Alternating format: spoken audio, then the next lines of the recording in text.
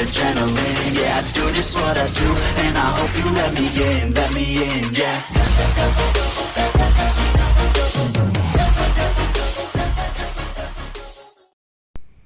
Halo teman-teman semua, kami dari kelompok 9 dengan anggota Mikael Pelo, Sekar Natalia Wakim, Anggita Adi Kristiawan, Rineke Koraima Podung, Elisa Indri Surbakti, Bintang Pamungkas Panjaitan, dan Anada.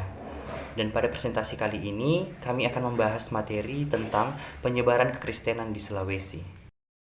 Adapun yang menjadi topik pembahasan pada presentasi kami kali ini yaitu yang pertama, gereja di Minahasa sampai penyerahannya kepada GPI pada tahun 1800 sampai 1880 dan gereja di Minahasa sejak penyerahannya kepada GPI.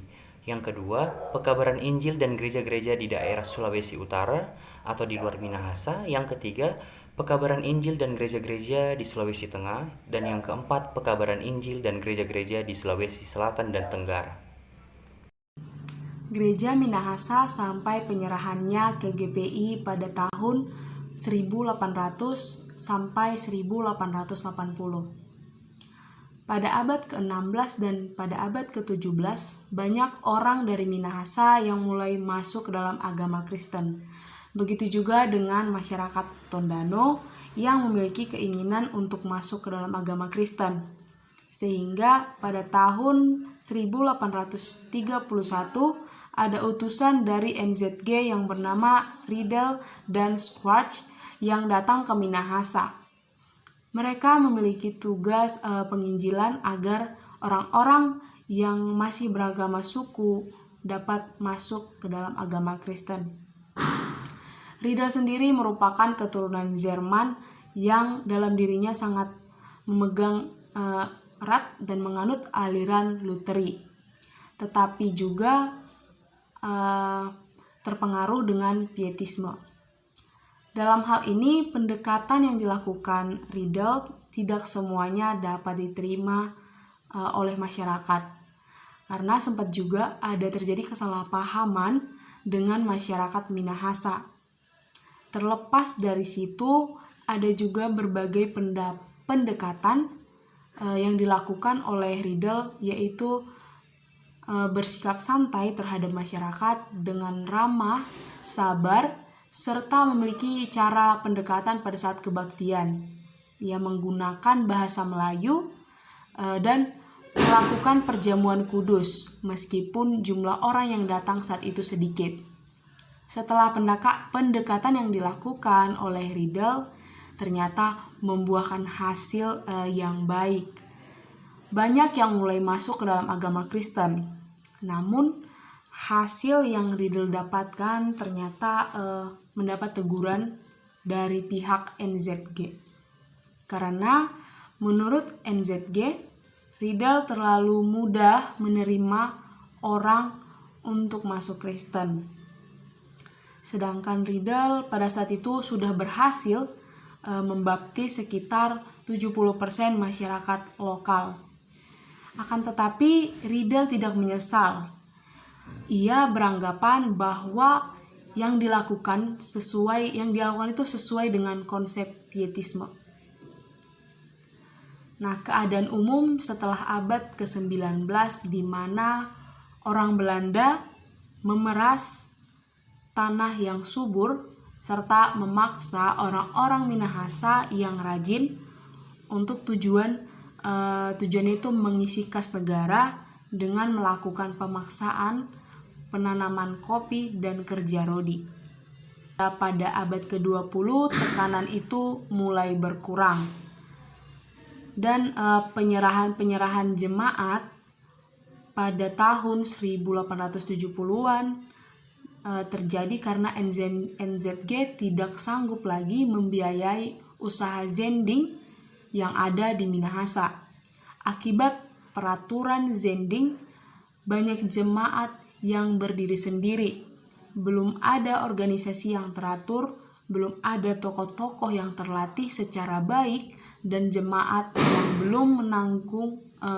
yang belum sanggup menanggung seluruh biaya gerejawi secara mandiri.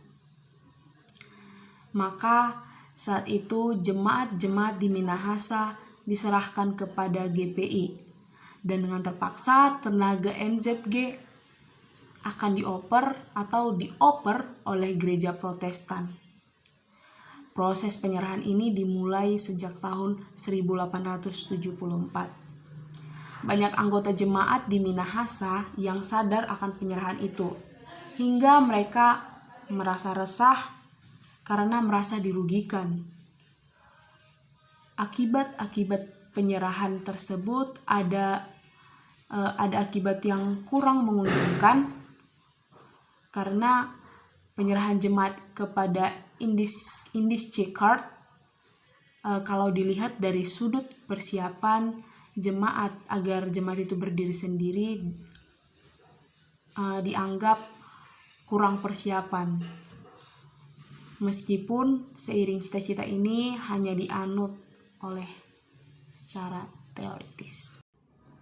Pekabaran Injil dan gereja-gereja di daerah Sulawesi Utara, di mana pada bagian-bagian Sulawesi Utara juga sudah didatangi oleh orang-orang Eropa, termasuk pekabar Injil pada abad ke-16.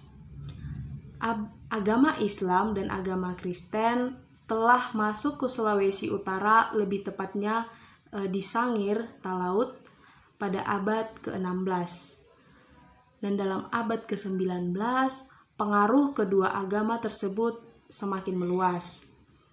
Namun, selama masa penjajahan Belanda mempersulit karya PI dengan menghadirkan sejumlah besar pedagang yang memasok minuman keras. Juga sikap yang kurang baik oleh sebagian pejabat pemerintah Belanda yang ada pada tahun 1882. Keadaan jemaat sekitar tahun 1850. Tidak ada lagi agama Kristen di Kepulauan Talaut.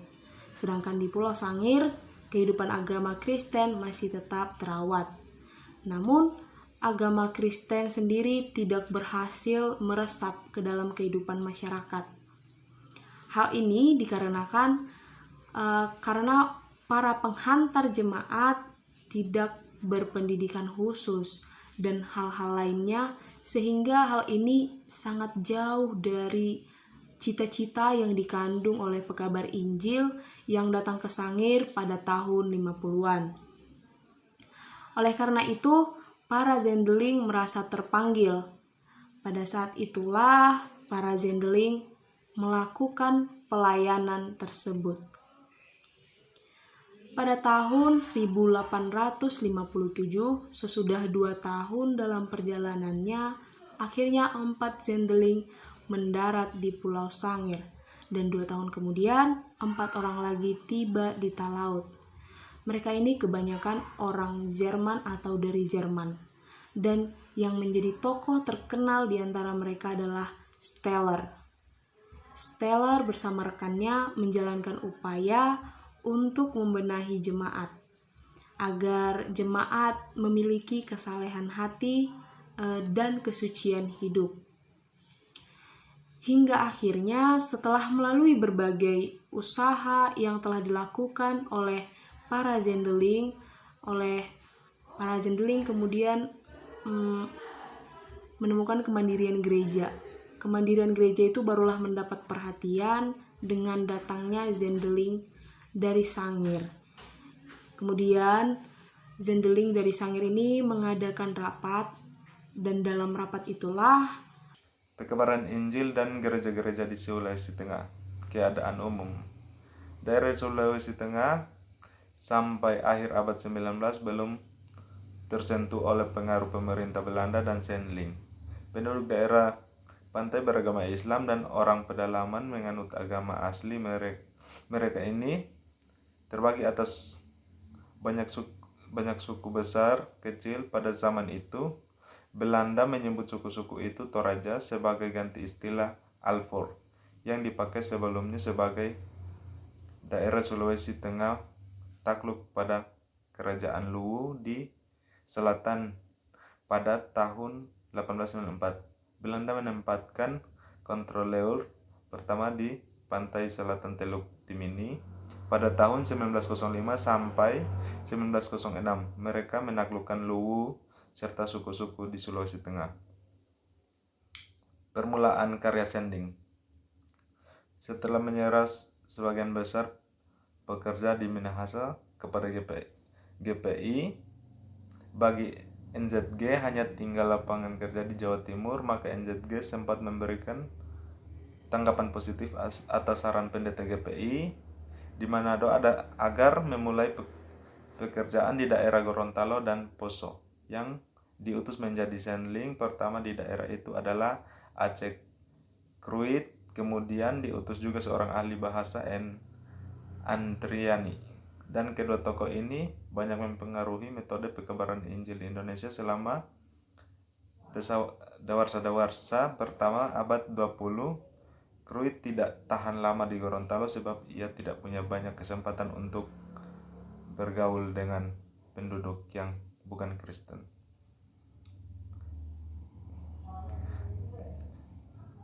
Dalam banyak hal, Kruit mengikuti metode yang biasa dipakai para pekabar Injil di Indonesia selama abad ke-19. Didirikannya sekolah-sekolah dipelajarinya bahasa daerah. Dibagikannya hadiah kecil pada pertemuan hari Minggu agar mereka tertarik. Diberinya pertolongan medis pada pertemuan hari Minggu agar orang tertarik. Diberinya pertolongan medis kepada yang sakit atau luka-luka.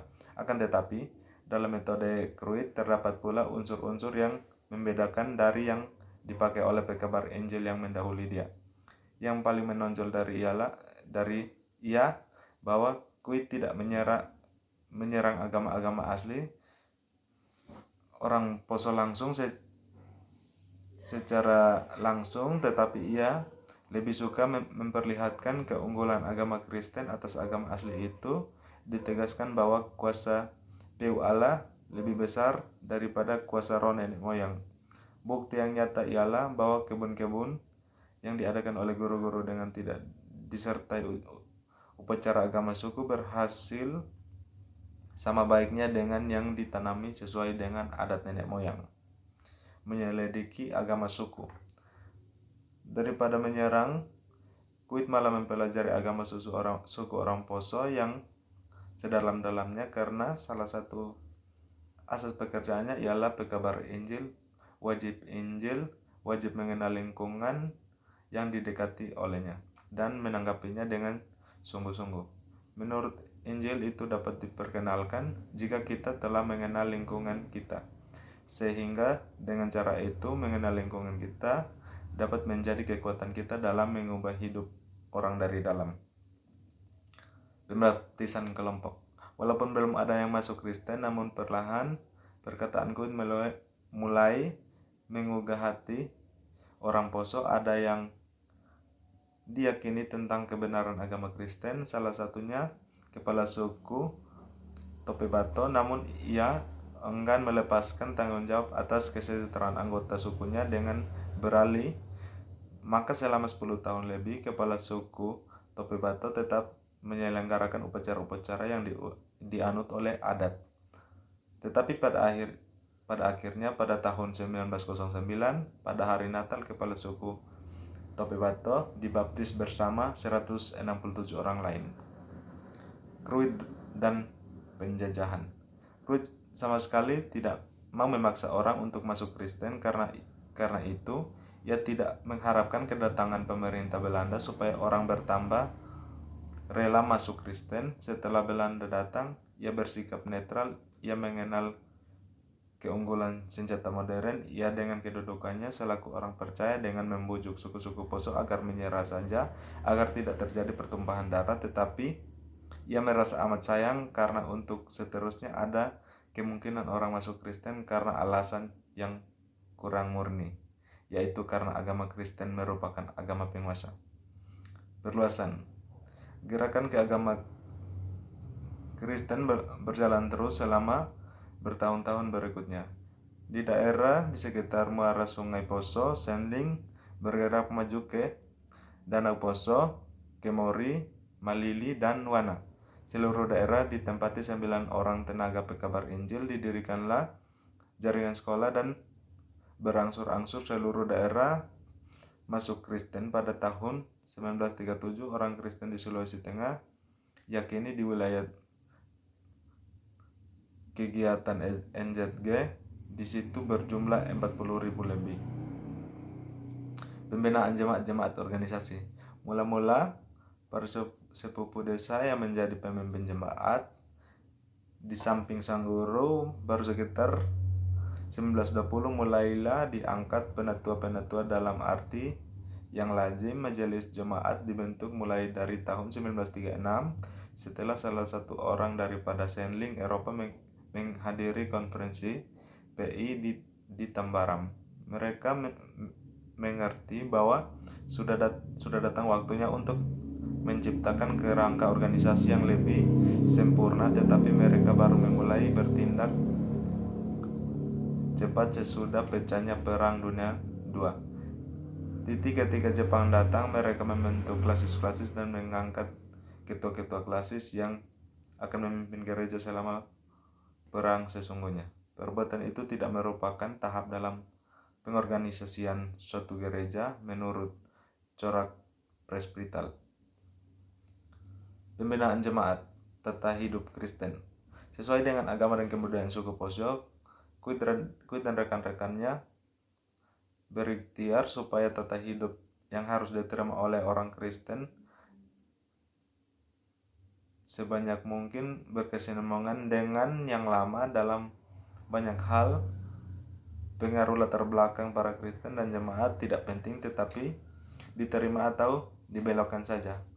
Umpamanya, kalau dalam penghayatan agama Kristen masih terdapat suasana hukumia atau malah suasana magis, kenyataan itu diterima sebagai babak yang harus dilakukan dalam perkembangan batin jemaat. Bidang medis, 2 visi.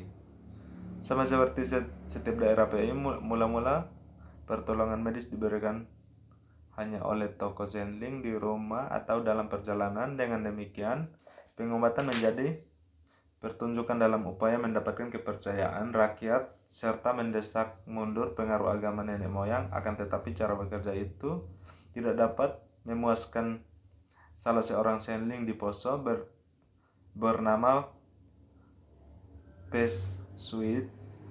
Bagiannya pertolongan medis tidak boleh dipandang sebagai usaha penunjang bagi pemberian firman semata-mata, tetapi harus menjadi salah satu cabang usaha PI di samping pemberitahuan firman. Bidang ekonomi. Sama juga para Senling bisa menjual barang keperluan sehari-hari kepada orang pada waktu barang itu masih langka atau mahal. Tetapi Stuit memperluas kegiatan itu dengan jalan mendirikan jaringan toko, namun toko-toko itu dapat bertahan hanya kalau dijalankan sesuai dengan kaidah-kaidah yang berlaku dalam dunia perdagangan asli. Senling tidak tampil lagi sebagai wakil kasih Kristus. Oleh karena itu perusahaan dagang itu dihentikan karena alasan yang sama. Para Senling menolak usul penerus NZG di negeri Belanda untuk mengadakan perkebunan kelapa dalam rangka usaha supaya jemaat-jemaat menjadi sesambat. Daerah-daerah Sultek lainnya. Di Donggala terdapat pendeta-pendeta pribumi yang memelihara orang Minahasa yang merantau ke sana dalam tahun 1930-an. Mereka mendapat hubungan dengan penduduk asli. Pada tahun 1936 daerah itu secara resmi menjadi lapangan PI GMIM. Pada akhir tahun 1937 daerah Donggala terdapat kurang lebih 3.500 orang Kristen dalam 35 jemaat. Pada tahun 1965 jemaat-jemaat di daerah Donggala Palu bergabung menjadi Gereja Protestan Injil Donggala yang kini beranggota 20.000 orang. Senling di Toraja dan hubungan Senling, pemerintah dan Alkitab.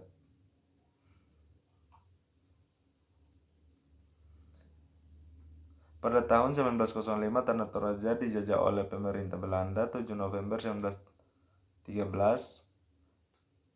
tibalah Sandling pertama setahun setelah 4 pemuda Toraja dibaptis untuk pertama kalinya.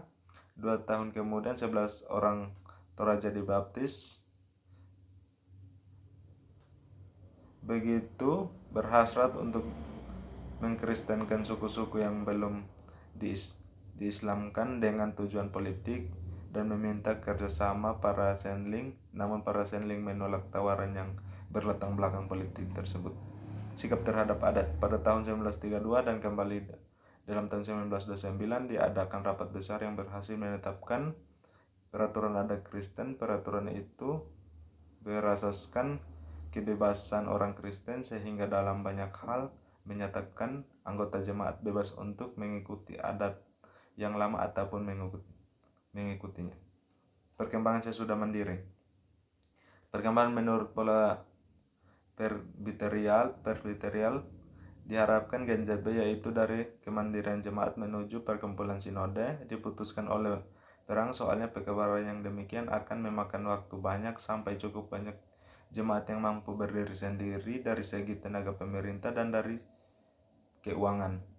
Dengan demikian, GTS sudah mandiri meskipun tidak dengan cara yang telah dicita-citakan oleh Sandling.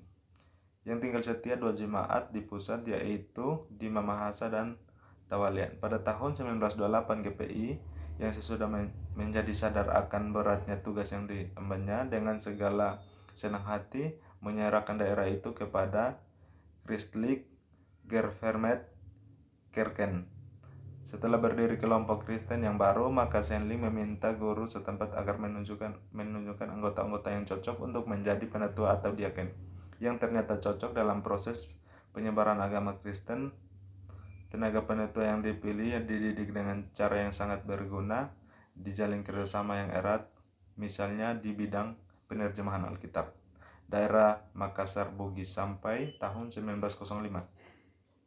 Gereja VOC kemudian GPI menempatkan seorang pendeta di kota tersebut untuk merawat jemaat-jemaat kecil di Sulawesi Selatan yang terdiri atas pendatang dan Indonesia. Tetapi ketika mereka hendak memulai usaha itu dengan jalan mencetak surat selebaran berisi dasar tita Mazmur dan doa Bapa Kami, gubernur menyita surat itu dan melarang mereka bekerja di kalangan penduduk asli dengan alasan bahwa keamanan akan terganggu. NZG yang menggarap daerah dan perbatasan dengan Sulawesi Tenggara melihat perkembangan itu dengan prihatin tetapi tidak sanggup mengutus orang pekabar Injil. Akhirnya NZVI yang sudah bekerja di Jawa Barat bersedia untuk menangani pekerjaan di Sulawesi Tenggara.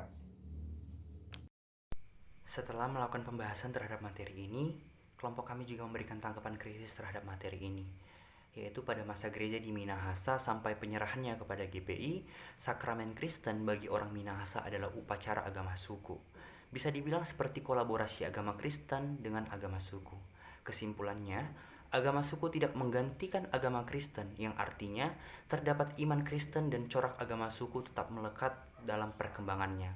Di Sulawesi tidak ada agama Kristen di Kepulauan Talaut, sedangkan di Sangir jemaat Kristen terawat beserta gereja dan sekolah-sekolahnya. Namun, agama Kristen tidak dapat meresap dalam kehidupan masyarakat karena penghantar jemaat di sana tidak berpendidikan khusus, tidak ada majelis gereja, tidak ada perjamuan kudus, tidak ada anggota sidi, bahkan pendidikan agama yang diperoleh sekolah hanya dinikmati segelintir anak-anak.